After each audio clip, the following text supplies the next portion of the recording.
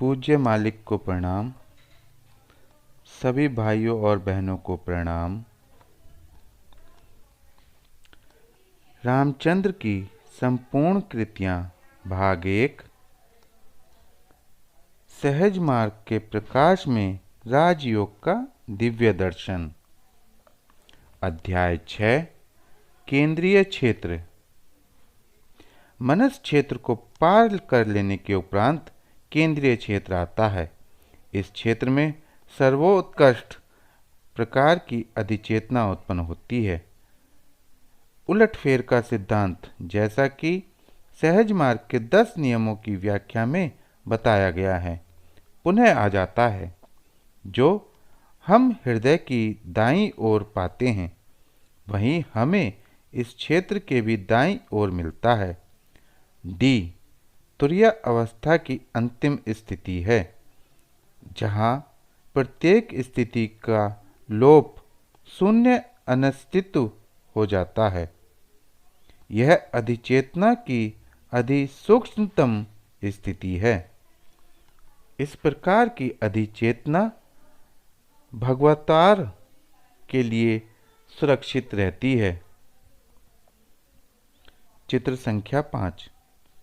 यह स्थिति कभी कभी, यद्यपि दुर्लभ और अत्यंत असाधारण दशा में, किसी विशिष्ट विभूति को भी प्रदत्त हो जाती है, जो साधारणतः संसार के परिवर्तन हेतु आती है।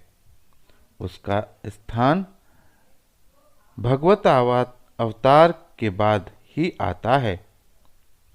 प्रकृति की कार्य प्रणाली में व्यवहाररत उसका वही स्थान है।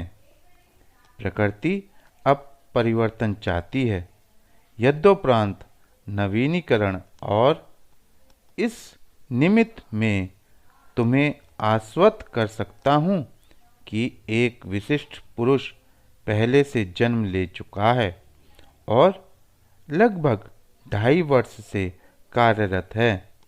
आध्यात्मिकता में सर्वोच्च स्थिति से युक्त वर्तमान महर्षिगण सामान्यतः जो जगत को अज्ञात से है, उसके निर्देश में कार्य कर रहे हैं, तो भी और अधिक व्यक्ति आगे आने वाले कार्य के लिए तैयार किए जा रहे हैं। वे जिनके पास आंखें और अंतर्दृष्टि है, उनके कार्य विधान और उसके प्रभावों को देख और समझ सकते हैं। कार्य अत्यंत महत्वपूर्ण स्वभाव का है और परिवर्तन अंतिम परिणाम होगा। समय लग सकता है, परंतु परिणाम अवश्यंभावी है, जिसके पश्चात संसार अपने सही स्वरूप में निखर आएगा। समय अत्यंत निकट ही है, जब उसके आदेश अंतर्गत प्रकृति की विविध शक्तियाँ उसके भूमि तैयार कर लेने पर उसके पथ प्रदर्शन में कार्य करना प्रारंभ कर देगी। वे कार्य हेतु प्रतीक्षा कर रही है। प्रकृति की व्यवस्था को समुचित कार्यगति में रखने के लिए ऐसे विशिष्ट पुरुष को सीधे शक्ति मिलती है। आध्यात्मिक स्थिति योगज में सर्वोच्च कोटि की अंतर्दृष्टि से संपन्न संत, जिनके पास मुक्त आत्माओं से ध्यान लगाकर बात करने की सुविकसित क्षमता है, सीधे उससे अंतः संपर्क स्थापित करके या प्रकृति का अध्ययन करके इन तथ्यों को प्रमाणित कर सकते हैं। अन्य व्यक्ति कालांतर में इन परिणामों को स्थूल रूप में देखेंगे। अपनी बात पर पुनः लौटते हुए, अब यहाँ पर हमारी समस्त क्रियाओं का अंत है और अब हम विशुद्ध रूप से ईश्वरीय क्षेत्र में प्रवेश पा चुके हैं। हमारा लक्ष्य प्राप्त हो गया है और हम उसमें प्रविष्ट हैं। आत्म साक्षात्कार हो गया है। वास्तविक चेतना से जो हृदय क्षेत्र में वास करती है और उसकी सामर्थ्य से जिसकी जड़ें मनस क्षेत्र में स्थित हैं, हम ऊपर उठ चुके हैं। अब हम पूर्व जन्म के अंततः चक्र से मुक्त हैं।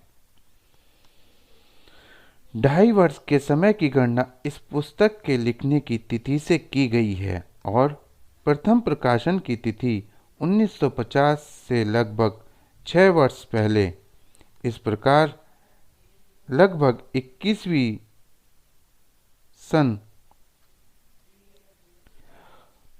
1944 के अंत का भाग आता है, जब से वह संसार के परिवर्तन हेतु कार्यशील हैं।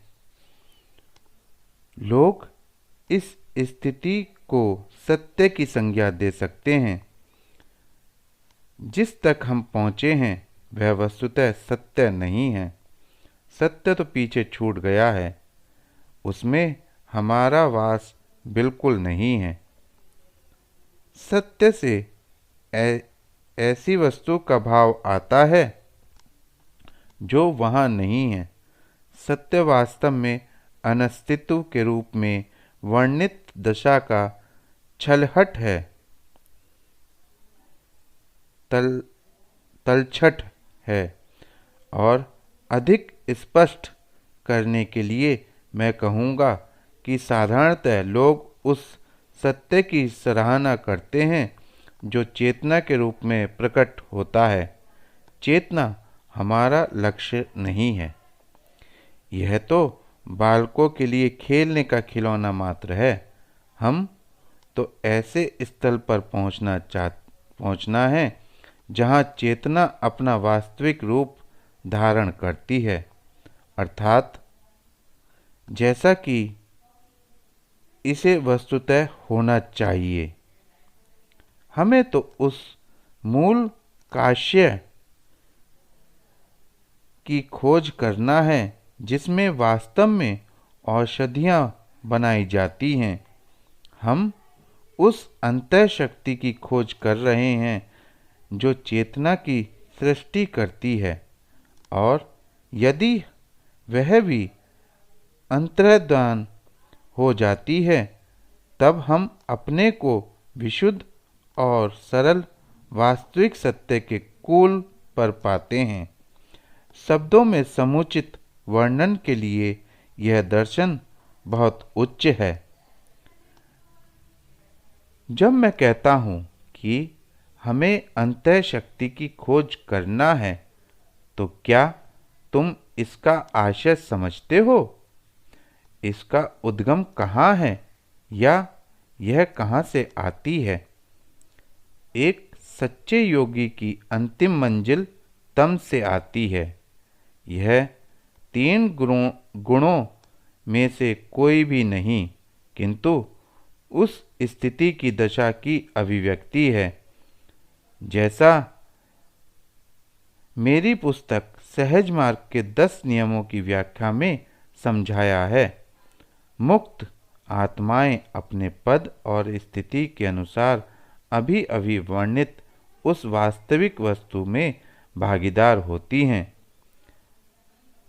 कतिपय दार्शनिकों द्वारा यह धारणा करना कि मुक्त आत्माएं वास्तविक चेतना से संपन्न नहीं होती, वरन उसके लिए सामर्थ्य मात्र से युक्त होती हैं, अशुद्ध और भ्रामक है।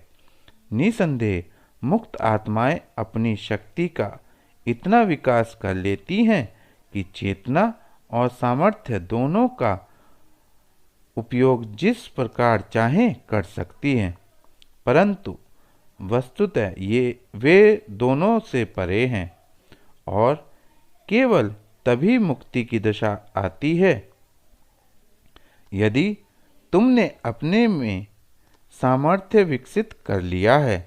तो इसका अर्थ है कि तुम्हें जो मिला है वह अनस्तित्व के विचार से अत्यंत दूर है।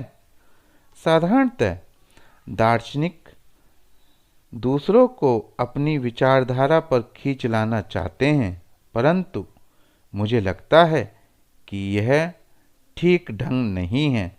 वास्तव में अभ्यास द्वारा प्राप्त अनुभव ही व्यक्ति को आत्म साक्षात्कार में सहायता दे सकता है।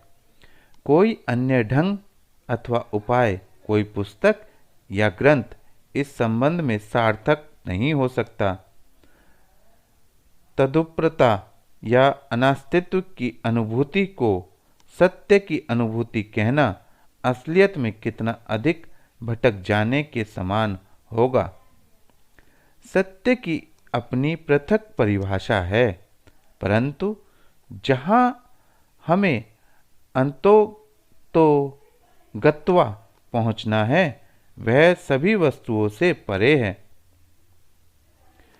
केंद्रीय क्षेत्र के अन्वेषण के पूर्व प्राय प्रत्येक मस्तिष्क में सत्यता ही प्रमुख थी।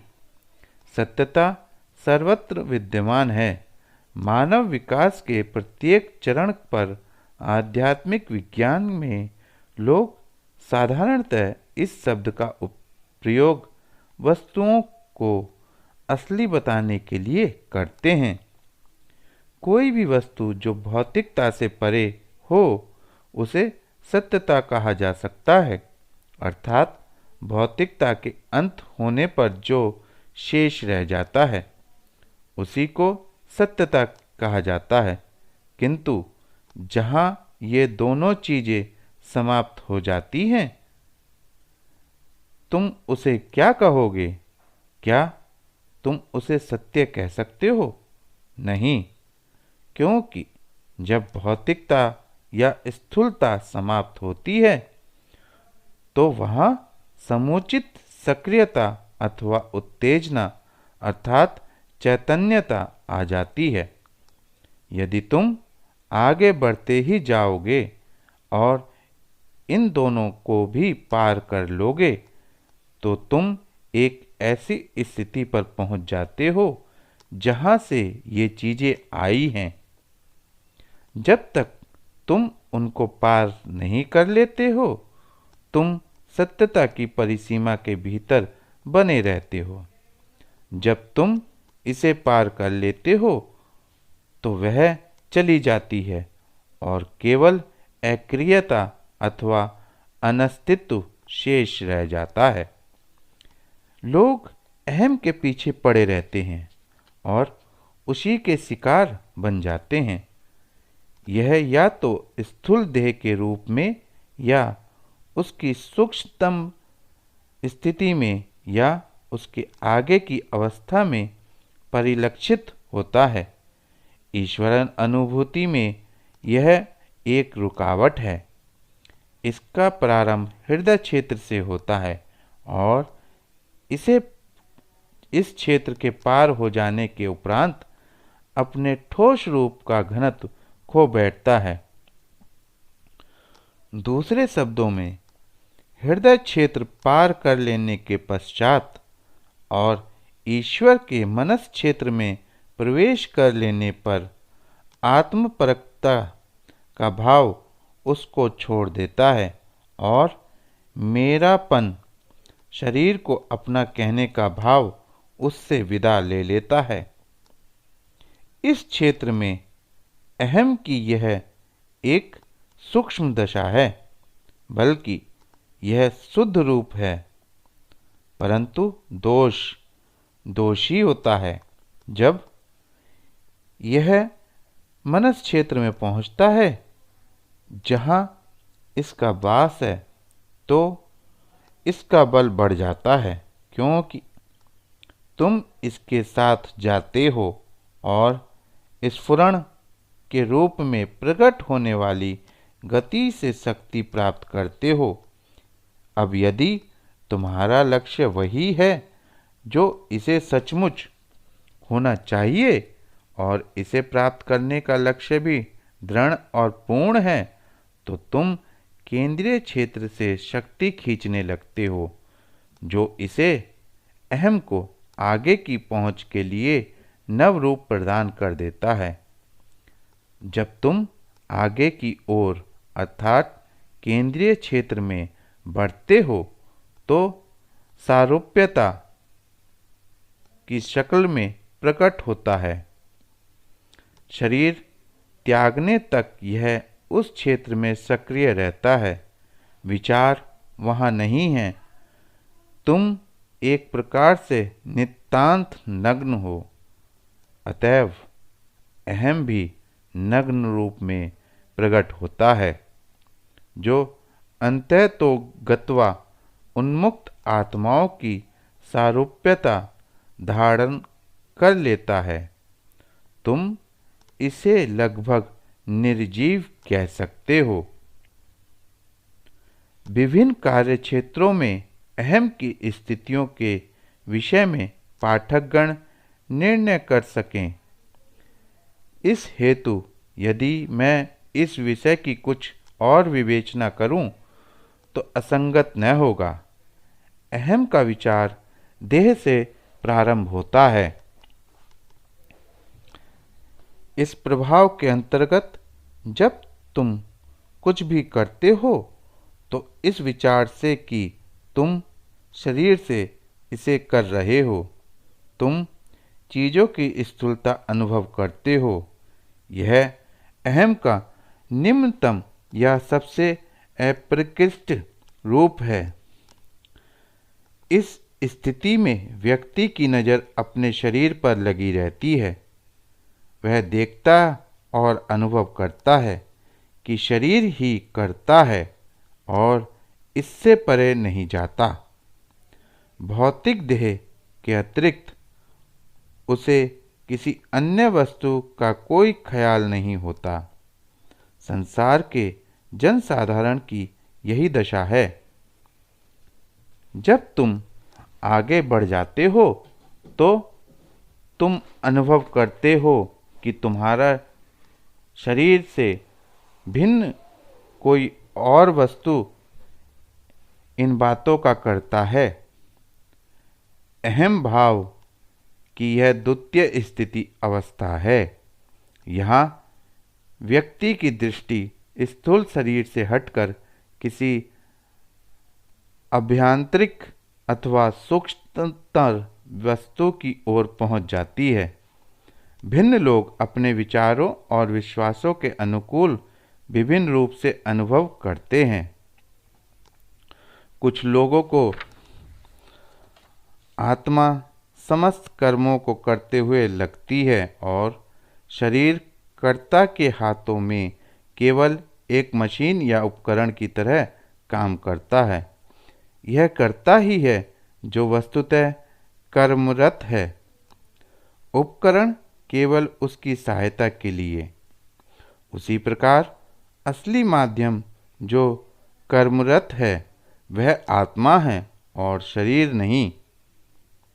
कुछ लोग समझते हैं कि मन, ईश्वर, गुरु अथवा उन्होंने अपने आदर्श के रूप में जो भी पात्र चुन लिया हो वही वस्तुतः कार्यशील है और वही यथार्थ करता है। स्थूल देह के कर्म करने का विचार यहाँ विस्मृत हो जाता है। आगे बढ़ो और तुम देखोगे कि तुम्हारे द्वारा जो भी कुछ हो रहा है वह, जैसा कि ऊपर संक्षेप में कहा गया है, न तो शरीर के माध्यम से है और न किसी अभ्यंतर की वस्तु से। अब तुम सही मार्ग पर आ जाते हो और अनुभव करते हो कि कर्ता के भाव से रहित यह कार्य स्वतः हो रहा है, न कि तुम्हारा शरीर करता है। न मन न कोई अन्य माध्यम कार्य करता हुआ तुम्हें लगता है। तुम्हें लगता है कि कार्य स्वतः हो रहा है, चाहे किसी भी तरह हो रहा हो। इस स्थिति में कैसे, किसके द्वारा या किस शक्ति के माध्यम से, यह प्रश्न तुम्हारे मन में उठते ही नहीं। तुम और भी आगे बढ़ते हो और तब किसी कर्म के किए जाने का भी तुम्हें बोध नहीं रहता, बल्कि क्रियाकलाप होने के पहले या बाद में तुम्हें कार्य हो जाने का जरा भी ख्याल तक नहीं आता, अपितु वह आवश्यकता अनुसार स्वतः होता रहता है। यह निम्नलिखित उदाहरण द्वारा भली भांति विधि समझा जा सकता है। एक मनुष्य सो रहा है। निद्रावस्था में मच्छर या चींटे उसे काटते हैं अथवा वह कुछ खुजलाहट अनुभव करता है। उसका हाथ शरीर के उस भाग पर स्वतः पहुंच जाता है और वह अपनी आवश्यकता अनुसार उसे मलता या खुजलाता है, लेकिन रहता वह सुषुप्त अवस्था में ही है। अब उस क्रिया के पहले, बीच में या बाद में उसे उस क्रिया के होने का ख्याल नहीं था, और जब वह जागता है तो उस विषय का कुछ स्मरण तक नहीं रहता। जब यह दशा अर्थात जागृत अवस्था में सुषुप्त अवस्था उपलब्ध हो जाती है और तुम कर्म या उसके कर्ता के विचार से रहित होकर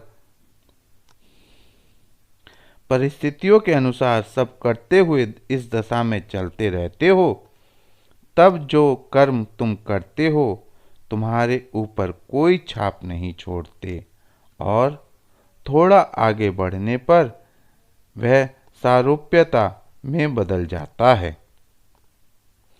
अहम भाव की विभिन्न अवस्थाएं हैं जो केंद्रीय क्षेत्र में प्रवेश के समय प्राय समाप्त हो जाती हैं। वह वस्तुएं जिसे मैंने सारूप्यता अथवा मुक्त आत्माओं की सारूप्यता कहा है, फिर भी शेष रहती हैं। उसका अंत महाप्रलय में होता है, जब प्रत्येक वस्तु समाप्त हो जाती है। निसंदेह तथाकथित शून्य तब भी बना रह जाता है। इसका आशय है कि सभी उन्मुक्त तथा अन्य लोगों की आत्माओं की और अस्तित्व में आई प्रत्येक वस्तु की सारूप्यताएं मिलकर एक ही में समाहित हो जाती हैं और अपनी वैत्विक सारूप्यताएं खो देती हैं, और यह स्वयं में सारूप्यता बन जाती है जो समय आने पर एक नई सृष्टि की रचना करती है। वह जो वहां पहुंच जाता है विश्व को यथा निर्देश नियंत्रित करता है। यह निर्देश परमाधार से आते हैं। मैं यहाँ पर प्रकट कर देता हूँ कि परमाधार से निर्देश कैसे आते हैं, किंतु मैं ऐसा नहीं करता हूँ क्योंकि जब तक कोई उस कोटि का अनुभव अर्जित ना कर ले, इसे गलत समझने की संभावना है। उसे विशिष्ट शक्तियाँ दी जाती हैं और वह उनसे कार्य करना प्रारंभ कर देता है। ईश्वरीय कार्य की तरंग का उसे अनुभव होता है और उसी के अनुसार अपने को कार्य में लगा देता है। ईश्वर का प्रत्येक आदेश उसके द्वारा आता है। प्रकृति की प्रत्येक वस्तु को वह लेता और मनन करता है। प्रत्येक वस्तु उसकी दृष्टि में स्पष्ट रहती है। तदुपता कि ही अब सर्वप्रधान है।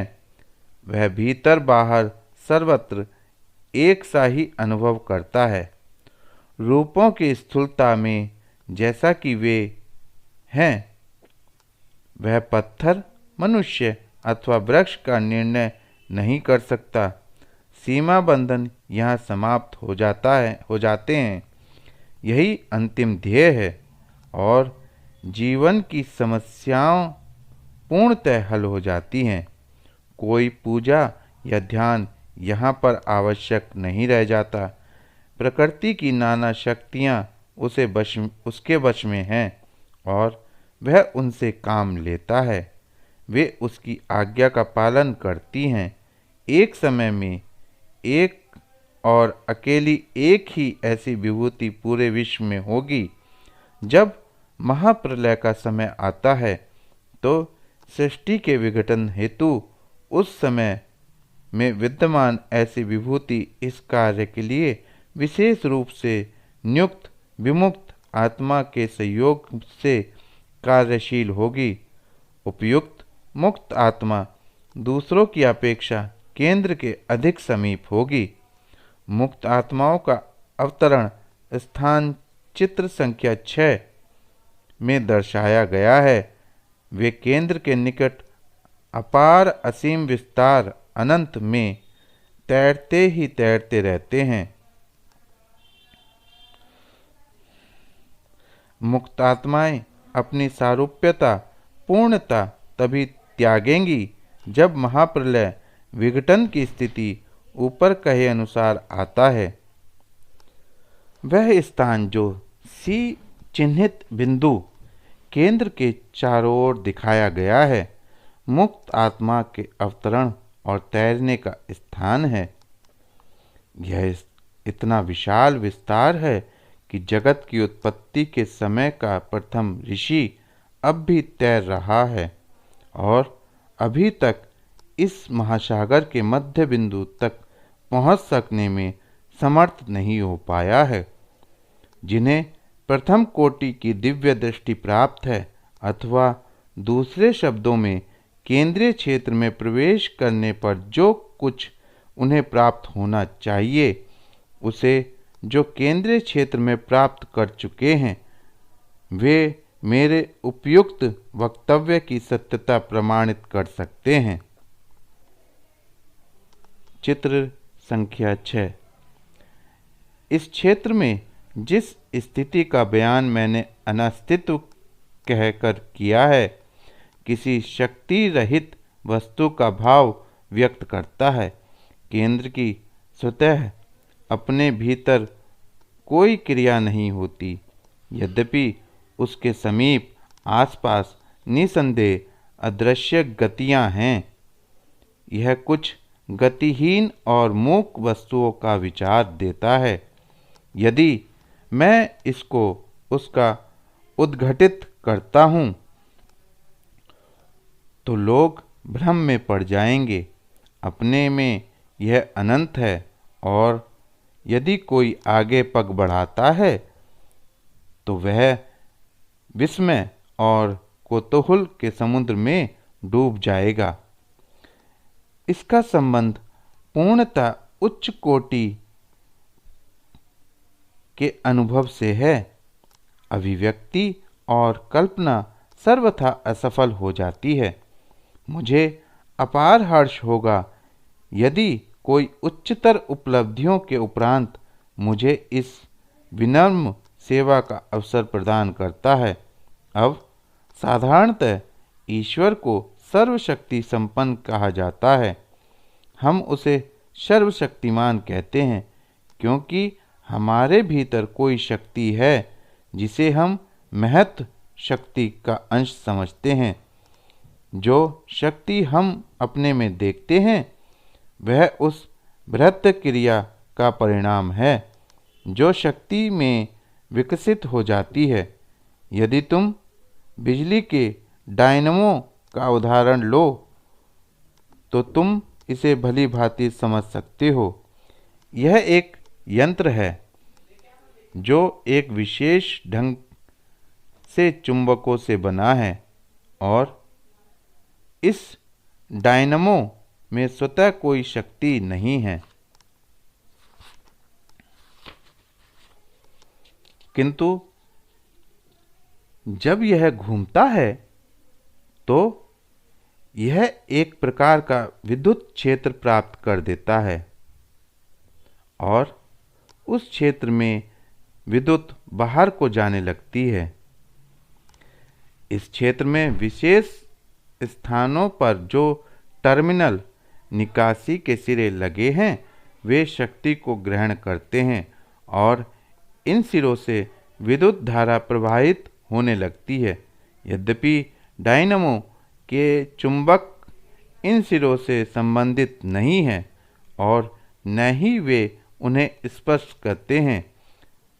इसी भांति केंद्र के आसपास की अदृश्य गतियां इस एक प्रकार का शक्ति क्षेत्र का निर्माण कर देती हैं जिसको तुम केंद्रीय क्षेत्र कह सकते हो, किंतु वहाँ उसमें कोई क्रिया नहीं है और यह नितांत शांत है। यह केंद्रीय क्षेत्र से केवल समुचित शिरों टर्मिनल के माध्यम से प्रकृति की नाना शक्तियों के रूप में बाहर निकलने लगता है। क्या अनस्तित्व अथवा शून्य की धारणा तुम्हारी समझ में आ गई है? यह महानतम दर्शन है जो मैं प्रकट कर रहा हूँ। प्रारंभ में लोग समझ पाएं या नहीं, किंतु कालांतर में वे इसे समझने लगेंगे। ईश्वर के ढंग रहस्यमय होते हैं जैसा लोग कहते हैं, क्योंकि पर्दे के पीछे का रहस्य उनसे छिपा है। ईश्वर का नग्न रूप केवल उन्हीं को दिखाई देता है जो सचमुच लहरों में तैरते जाते हैं और केंद्र के पास पहुंच जाते हैं। मैं विश्वास दिलाता हूं कि यह सब मेरा प्रकृति का अध्ययन है अथवा वास्तविक अर्थ में मेरा अनुभव ही है। यह सब राजयोग के पूर्णाभास और मेरे सद्गुरु के आशीर्वादों के कारण है, जिनकी वर्षा मुझ पर मेरे शरीर के रोम रोम में होती रही है। जब मैं कहता हूँ कि यह केंद्रीय क्षेत्र की सीमा पर केंद्र से आते हुए प्रकाश का संकेंद्रित होना है, जिससे केंद्रीय क्षेत्र की सीमा पर वलय के समान कुछ बन जाता है, तो लोग विस्मय कर सकते हैं। यद्यपि प्रकाश इसलिए सही शब्द नहीं है। जो कुछ वह सचमुच है, प्रकाश वास्तव में उससे कहीं अधिक भारी चीज है और उसके मुकाबले बहुत पीछे छूट जाता है। पर यह इस प्रकार केवल समझाने के लिए व्यक्त किया गया है। जो कुछ हम केंद्रीय क्षेत्र में पाते हैं वह विशुद्ध और नग्न रूप में वास्तविक वस्तु है। उसमें कोई भी सम्मिश्रण नहीं है। अब इस क्षेत्र में प्रवेश करने हेतु हमें उसको पार करना होता है, जिसे ऊपर वलय कहकर व्यक्त किया गया है, और यह केवल व्यक्ति के सद्गुरु की शक्ति है जो उसका पथ उस क्षेत्र में अर्थात केंद्रीय क्षेत्र में प्रशस्त कर देता है, जहाँ वह शक्तिमान वस्तु जिसे समझने मात्र के लिए मैंने प्रकाश कहा है समाप्त हो जाती है। यह सिरे पर एक शक्ति निर्मित कर देता है जिसे हमें पार करना होता है, और यह केवल तभी संभव होता है जब सद्गुरु द्वारा जो इस कार्य के निमित्त एकमात्र समर्थ शक्ति है मनस क्षेत्र से धक्का दे दिया जाता है। चित्र संख्या 6 में सी अंकित बिंदु ही केंद्र है। अभिव्यक्ति के हेतु चाहे तुम उसे ईश्वर कहो या कोई अन्य संज्ञा दो, यही मुख्य बिंदु है। यह पूर्णतः निश्चल है और न कोई ऊर्जा, न कोई शक्ति और न कोई इस प्रकार की अन्य वस्तु ही वहाँ है। ठीक उससे लगी हुई अव्यक्त गति है जो वह शक्ति पैदा करती है जो वहाँ से बाहर निकलती है। केंद्र केवल अव्यक्त गति को बनाए रखता है। वर्णहीनता की छाया के रूप में इस स्थान को व्यक्त किया जा सकता है। केंद्रीय क्षेत्र में यह छाया रूप में कुछ फेंकता रहता है जिससे ऊपर प्रकाश कर कह व्यक्त किया गया है। इस क्षेत्र का छाया के समान रूप इसी कारण है और यही मुक्त आत्माओं के लिए तैरने की जगह है। शरीर रहते हुए भी हम वहाँ पहुँच सकते हैं और अपने जीवन काल में ही मुक्त आत्माओं की भांति तैरना आरंभ कर सकते हैं। मेरे सद्गुरु फतेहगढ़ उत्तर प्रदेश के समर्थ गुरु श्री महात्मा रामचंद्र जी के विलक्षण आविष्कारों में से यह एक है जिन्होंने इसको सुगम और व्यवहारिक बना दिया है। अंतर्दृष्टि को जहाँ तक गोचर होता है, आध्यात्मिक उपलब्धियों के इतिहास में ऐसा कोई अन्य उदाहरण देखने को नहीं मिलता।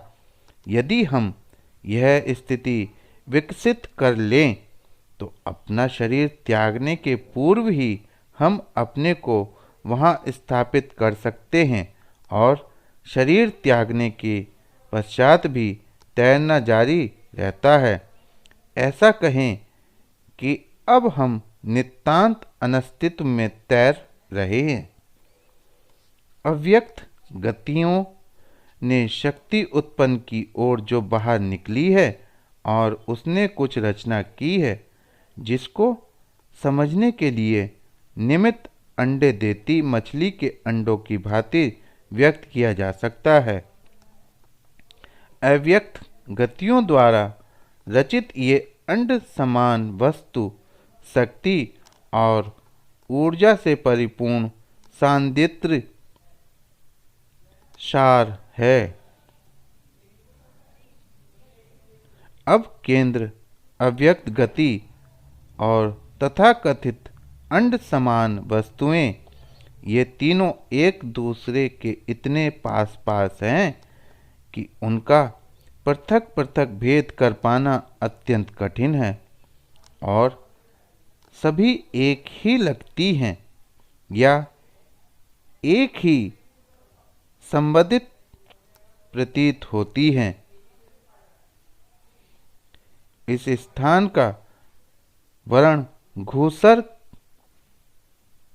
कहकर व्यक्त किया जा सकता है, जैसे उषा का, अथवा और उचित ढंग से उसे उस वर्ण का धूमिल प्रतिबिंब मात्र या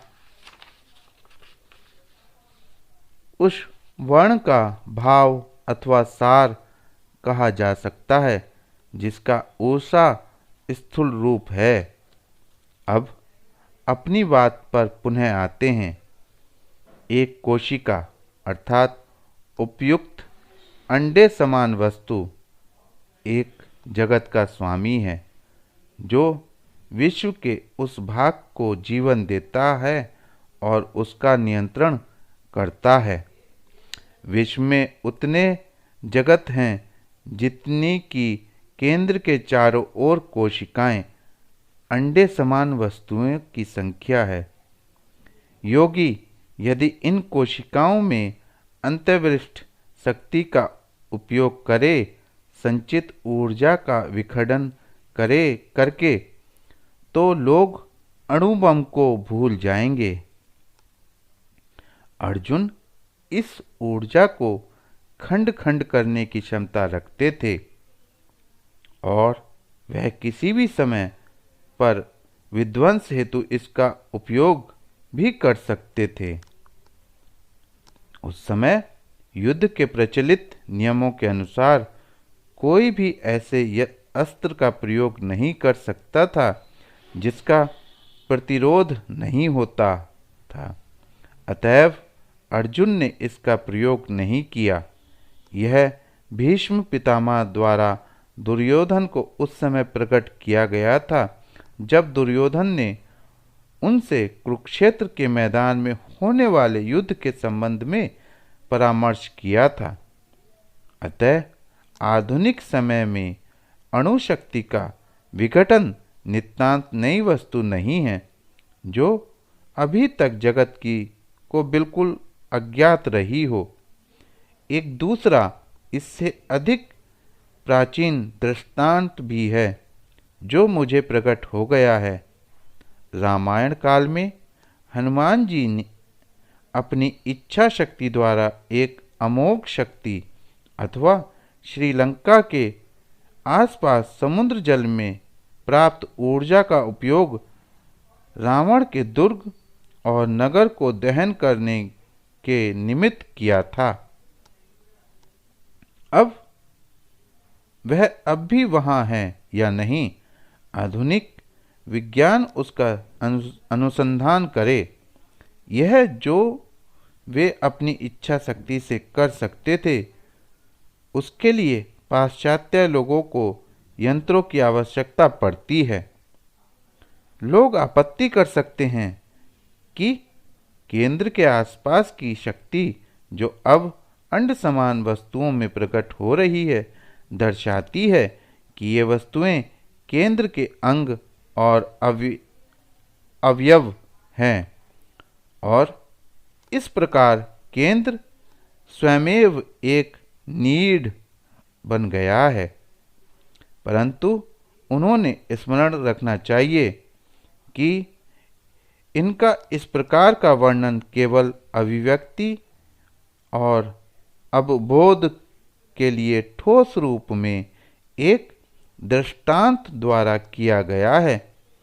निसंदेह केंद्र के चारों ओर कुछ अंड समान चीजें हैं जिन्हें तुम एक पूर्णतः निश्चित क्रम में कार्य कर रही शक्ति या ऊर्जा की संज्ञा दे सकते हो। उपयुक्त ढंग से ही इसको व्यक्त किया जा सकता है। तुम इसे अधिक अच्छी तरह समझ सकते हो यदि तुम चुंबकीय ध्रुव क्षेत्र का उदाहरण लो। क्षेत्र और उसकी शक्ति अथवा उसकी क्रिया प्रणाली की दिशाएं और बिंदुओं का पता लगाने के लिए एक कागज अथवा कांच की एक प्लेट रखकर उस पर कुछ लोहे का बुरादा उड़ेल दो। प्लेट के नीचे चुंबक रख कर उसे थपथपा दो और बुरादे के कण स्वयमेव एक विशेष क्रम में व्यवस्थित हो जाएंगे। यदि तुम उन्हें मिला दो और पुनः थपथपाओ तो वे फिर से उसी क्रम में जम जाएंगे जो उन दिशाओं और बिंदुओं की ओर संकेत करता है जिसके चारों ओर ध्रुव की चुंबकीय शक्ति कार्य कर रही है। किंतु बुरादे के कणों द्वारा प्रदर्शित दिशाएं और बिंदु वास्तविक क्षेत्र अथवा शक्ति नहीं है। उनका प्रयोग केवल क्षेत्र और शक्ति की स्थिति को निश्चित करने या समझने के लिए किया गया है। इसी प्रकार मत्स्य अंडों का उदाहरण केंद्र के चारों ओर कार्यरत शक्तियों को व्यक्त करने के लिए किया गया है जिन्हें केंद्र संपोषित करता है। परिणाम स्वरूप सौरमंडल और विश्व में हर वस्तु संपूर्ण है। पर चूंकि यह एक पृथक विषय है, मैं इसकी व्याख्या यहाँ पर करने नहीं जा रहा हूँ। यदि समय मिला तो मैं इसकी चर्चा अन्यत्र करूँगा। वहाँ एक कोशिका या अंड समान वस्तु है जो शेष की अपेक्षा अधिक बड़ी और दीप्त है। तुम उसे महाकोशिका की संज्ञा दे सकते हो। यह महाकोशिका उस संसार में जिसमें हम रहते हैं सीधे समृद्ध है और उसका नियंत्रण कर रही है, और यह केवल इस बात के कारण है कि जो विभूतियां यहाँ पर इस लोक में हैं वे कहीं दूसरे लोक में नहीं मिलती। हम दूसरे शब्दों में हमारा लोक महाकोशिका से समृद्ध है, अतएव हम में लगभग वही बल और शक्ति है जो महाकोशिका में है। मैं सृष्टि की रचना की सच्चाई को भी प्रकट कर दूं। सृष्टि की रचना आरंभ होने के पूर्व केंद्र के चारों ओर केवल अव्यक्त गति ही थी और उसके निकट तथा उसमें सृष्टि का विचार क्षोभ विद्यमान था। तुम अपने समझने के लिए इसे गति, स्फुरण, शक्ति या कुछ और संज्ञा दे सकते हो। सृष्टि और उसके लिए आवश्यक सभी वस्तुओं का यही परम कारण था। जब सृष्टि की रचना का समय आया तो अव्यक्त गति में अंतहीन अथवा सुषुप्त विचार परिपक्व हुआ और उसने संपूर्ण गति का मंथन कर दिया और ऐसे बल और अथवा शक्ति की रचना की ओर जो बाहर की ओर निकल पड़ी। झटकों ने शक्ति अथवा ऊर्जा को उस रूप में संकेंद्रित कर दिया जिसका वर्णन मैंने कोशिकाओं और अंडे समान वस्तुओं की तरह किया है। महाकोशिका प्रथम झटके का परिणाम है और इसलिए समस्त शक्ति और ऊर्जा पूर्ण वेग से उसमें संकेंद्रित, अतएव शेष की अपेक्षा वह अधिक बड़ा और दीप्त है। अन्य अंडे उस ऊर्जा के संकेंद्र द्वारा बने हैं जो प्रभावित होती जा रही है और उतने शक्तिमान और दीप्त नहीं हो सके। यदि हम अनार आतिशबाजी का दृष्टांत लें तो यह अधिक अच्छी तरह समझा जा सकता है। मुख्य प्रवाह सीधे पूर्ण वेग से निकलता है और अन्य चिंगारियों में वह बल अथवा शक्ति नहीं रहती, परंतु सब एक साथ मिलकर अग्नि की चिंगारियों का वृक्ष अथवा फव्वारा बनाते हैं। बड़ा अंडा या महाकोशिका उस रूप में प्रकट हो रही वस्तुओं का सार है जिन्हें अंड समान वर्णित किया गया है। ठीक जैसे केंद्रतल की वस्तु जीवन का सार या आधार है, उसी प्रकार सभी छोटे अंडे एक बड़े अंडे के रूप में लिपटे हुए हैं जिसका संपर्क उससे है जिसे महाकोशिका की संज्ञा दी गई है। यह महासागर की एक बृहद बूंद के समान है जिसके फेन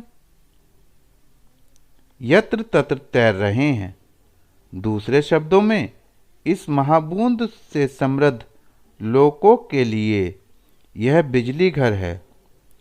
उस महाकोशिका में तुम्हें वही तरंग मिलेगी और साथ ही अन्य कोशिकाओं में उसकी शक्ति प्रयुक्त होगी। यह प्रथम गति द्वारा मथे मक्खन के समान है। महानतम विभूति को तुम इस लोक में सर्वदा अस्तित्व में देखोगे। इस लोक में जन्मे महर्षियों ने अक्सर मूलाधार से निर्देशों के अधीन इन अन्य लोकों को भी नियंत्रित किया है, जिन निर्देशों को वे स्पंदनों के रूप में केंद्रीय क्षेत्र से प्राप्त करते हैं।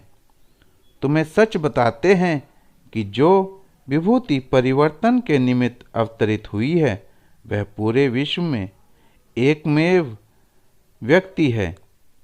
वह जब भी चाहे सूर्य तथा चंद्र में सूक्ष्म रूप में प्रकट हो सकता है। वह हमारे लोक से भिन्न अन्य लोकों का कार्य भी ग्रहण कर लेता है। यदि तुम अपनी दृष्टि शक्ति को बढ़ा लो तो ऐसी विभूति को समूचे ईश्वरीय साम्राज्य में अपने को फैलाए हुए पाओगे।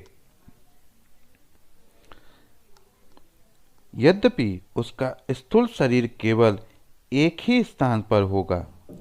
लोग इसे भ्रम मात्र अथवा एक काल्पनिक नाटक कह सकते हैं, परंतु हमारा उनसे गहरा मतभेद है।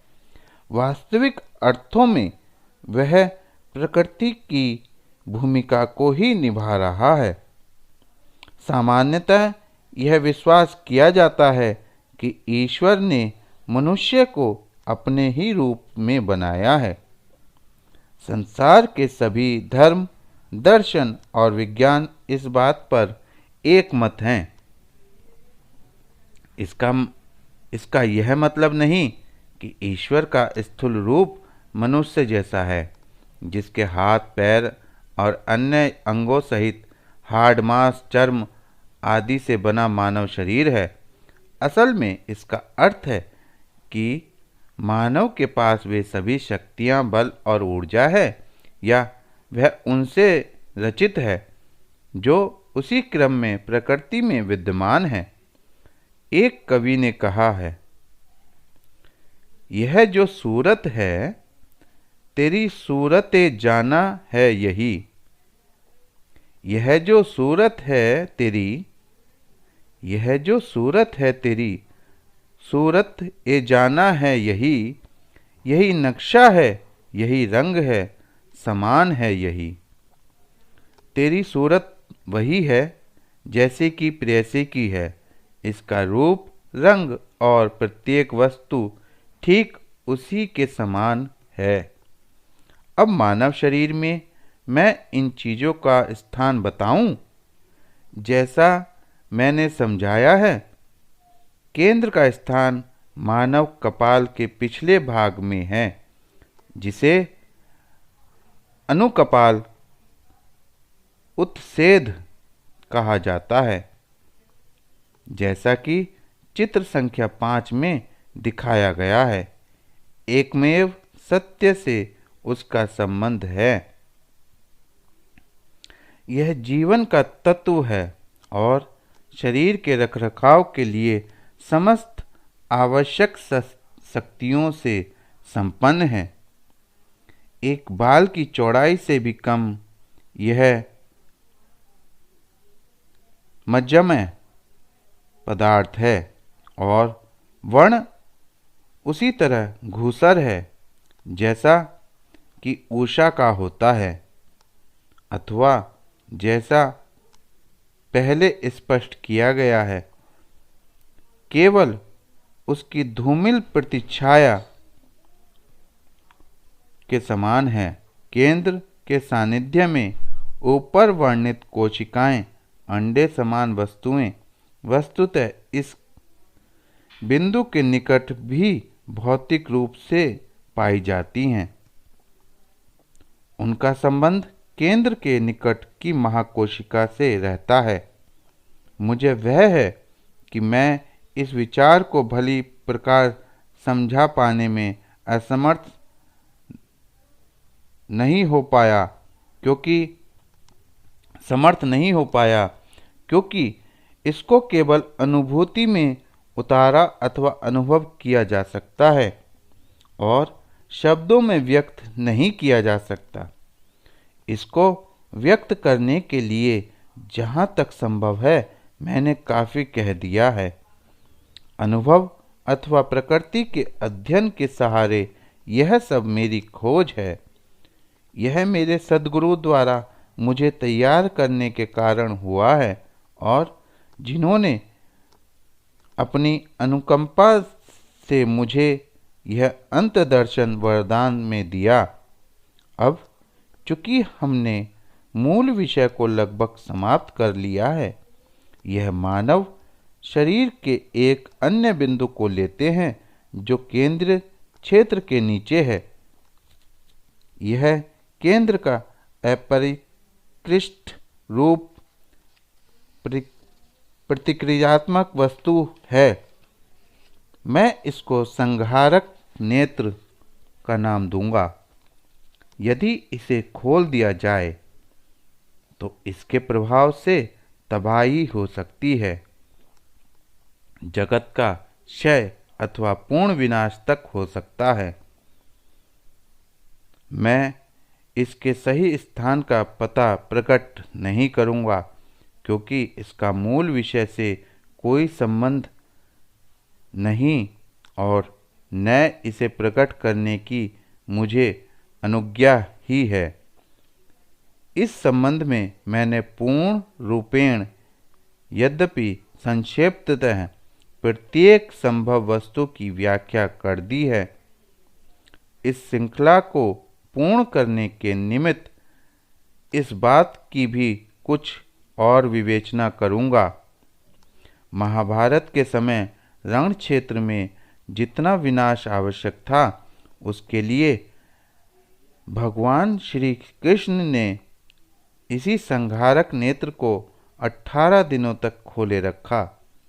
यह नेत्र एक बार फिर खुलेगा।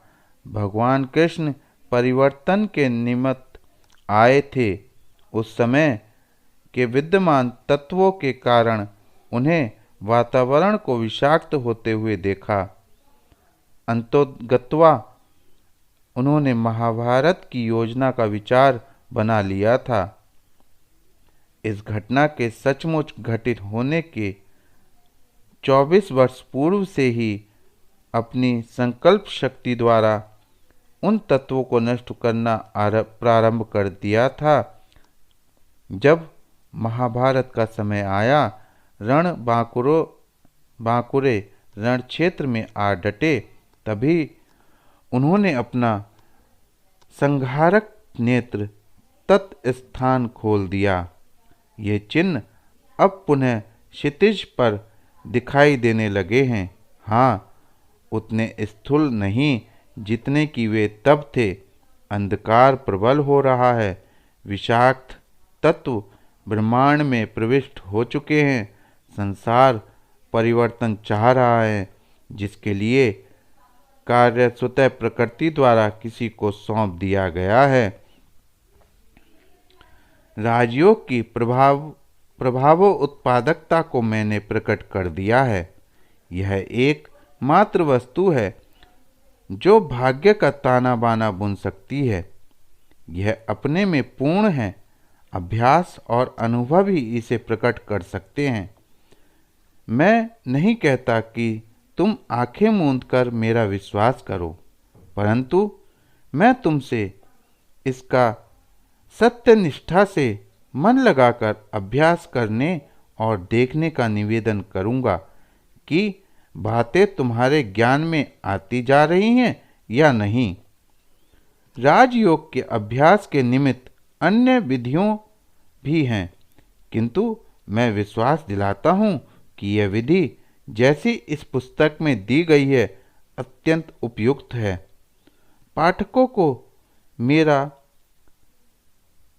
सत्य परामर्श है कि वे इस विज्ञान के पारंगत की खोज करें। ऐसे व्यक्ति को ढूंढ पाना महाकठिन है, परंतु इस संसार में है वे अवश्य। उनका पता लगा लेने का मैं एक सरल उपाय तुमसे कहता हूँ। यदि तुम ऐसे व्यक्ति के निकट बैठो, चिंता नहीं, चाहे वह सन्यासी हो अथवा गृहस्थ, तो शांति का भाव जो स्वयं की प्रकृति व्याप्त रहेगा और तब तक तुम चिंता मुक्त रहोगे। जितने समय तुम उसके साथ रहोगे, उतने समय तुम उस यथार्थ वस्तु के संपर्क में बने रहोगे। इसका प्रभाव स्वयमेव होता है, तब भी जब वह इसके लिए कोई प्रयास भी न करे। अतः यदि तुम सचमुच ऐसे व्यक्ति की खोज करना चाहते हो, तो तुम्हें जो करना है वह यही कि तुम केवल अपने हृदय की ओर देखो और अपने मन की दशा का अवलोकन करो। जब तक तुम उसके साथ रहते हो, यह अपेक्षाकृत शांत और निर्विघ्न हो जाता है और नाना विचार जो तुम्हारे मन में चक्कर काटते रहे हैं और निरंतर तुम्हें कष्ट देते रहे हैं, दूर रहते हैं। लेकिन एक बात स्पष्ट रूप से ध्यान देने की है कि मन पर किसी प्रकार से दबाव न डाला जाए और उसमें कोई भारीपन न रहे, क्योंकि यह प्रभाव विचारों को दूर रखना और मन की क्रियाशीलता को निश्चल बना देना उन व्यक्तियों द्वारा भी उत्पन्न किया जा सकता है जो हीन विज्ञानों में निपुण हो गए हैं, जैसे वशीकरण, सम्मोहन आदि। लेकिन भेद दोनों में यह है, बाद वाले में मन और शरीर में भारीपन, अशांति, मन्दता का अनुभव होगा, जबकि पहले वाले में व्यक्ति हल्कापन का अनुभव करेगा और साथ ही शांत भाव चारों ओर व्याप्त रहेगा। यह संभव है कि तुम पहली बार इसका निर्णय करने में समर्थ न हो पाओ, किंतु निश्चय ही उस व्यक्ति के साथ सतत सत्संग इस संबंध में तुम्हें स्पष्ट संकेत और लक्षण देगा। आजकल इस विज्ञान में गवेषणाओं की साधारणतः उपेक्षा कर दी जाती है। अब भी बहुत सी बातों का जानना और हल करना शेष है, किंतु तुम तभी मोती प्राप्त कर सकोगे जब तुम इस महासागर में गहरा गोता लगाओगे।